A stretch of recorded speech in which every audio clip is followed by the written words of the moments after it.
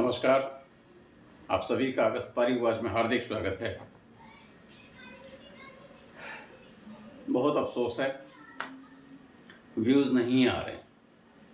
उर्मिला का 13वां अंक सिर्फ 20 लोगों ने देखा। फिर भी मैं मान लेता हूं कि वो 20 तो कम से कम प्रेमी हैं हमारे, उन्हीं के लिए से। तो उर्मिला का अगला अंक आपके समक्ष देखिए कैसे है।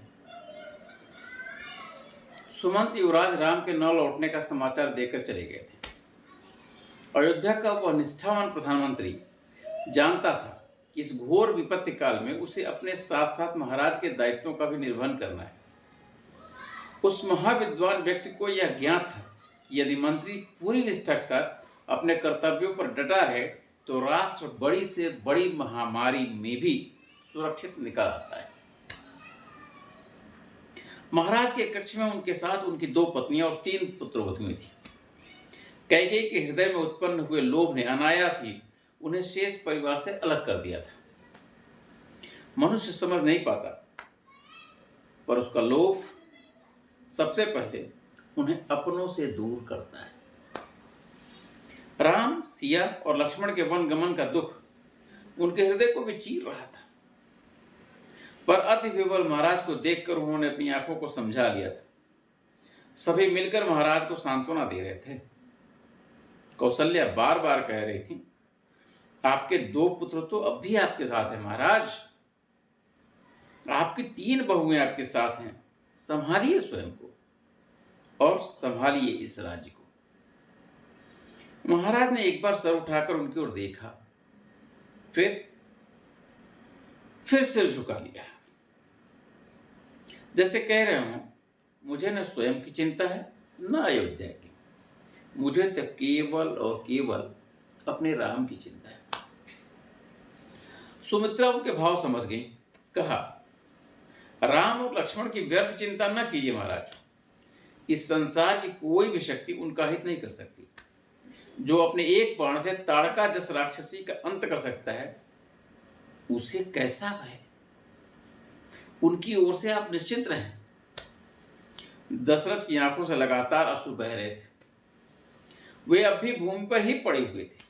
उन्होंने कौशल्या की बात पर कोई उत्तर नहीं दिया। कक्ष में फिर शांति पसर गई। माता के षड्यंत्र से आहत मांडवी अपराध बोध से दबी चुपचाप सर झुकाए खड़ी थी। बोली उर्मिला। कहा, नियति ने हम सभी के भाग्य में वियोग ही दिया है पिताश्री, पर वे लोग जिन्होंने राज का सुख छोड़कर वनवास की पीड़ा चुनी है, हमें उनके तप का तो सम्मान करना होगा ना। उठिए महाराज, आप उन महान पुत्रों के पिता हैं जिन्होंने आपकी प्रतिष्ठा के लिए क्षण भर में ही अपने सारे अधिकार त्याग दिए। उठिए और संभालिए अयोध्या को, ताकि 14 वर्ष बाद जब वे लौटें तो हम कह सकें कि हमने तुम्हारी थाती संभाल कर रखी है। हम कह सकें कि देखिए, आपकी अयोध्या उतनी ही सुंदर है जैसी आप छोड़ गए थे। उठिए पिताश्री, यह हमें ही करना होगा। दशरथ अब बोले। कहा, उसने स्वयं को बहुत बड़ा सिद्ध कर दिया पुत्री। उसने पिता के सम्मान के लिए बिना कोई प्रश्न किए वनवास स्वीकार कर लिया। वह गया तो उसकी पत्नी भी दुख भोगने चुपचाप चली गई। साथ ही लक्ष्मण भी बड़े भाई की सेवा के लिए चला गया। सचमुच वे बहुत महान है उर्मिला, बहुत महान। वह युग युगांतर तक इस सभ्यता का महानायक होगा। पर सोचो, मैं तो उनका पिता हूं ना, मेरा भी तो उनके प्रति कुछ दायित्व बनता है। उर्मिला आश्चर्य से उनकी ओर देखने लगी।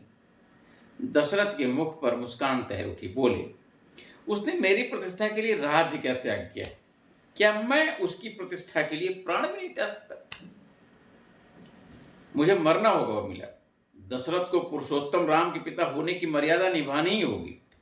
वे मेरे प्रेम में बन गए हैं, मैं उनके प्रेम में स्वर्ग जाऊंगा। मेरे दिन पूरे हुए महारानी कौशल्या, अब मुझे चलना होगा। सभी घबरा उठे, पर दशरथ के मुख पर अब संतोष था। कहने लगे, भयभीत मत हो, मेरा पुत्र शिष्ट के अंत तक देवता के रूप में पूजा जाएगा। उसकी तपस्या व्यर्थ नहीं जाएगी। संसार उससे प्रेरणा लेगा और जीवन के गुण सीखेगा। वह नर नहीं है, नारायण है, पर मुझे अब चलना होगा। राम के युग में दशरथ की कथा यहीं समाप्त होती है। स्त्रियां चीख उठी, पर दशरथ की विह्वलता समाप्त हो गई थी। वे अब उन्हें सांत्वना दे रहे थे। हाँ, कहानी तो उर्मिला तो अब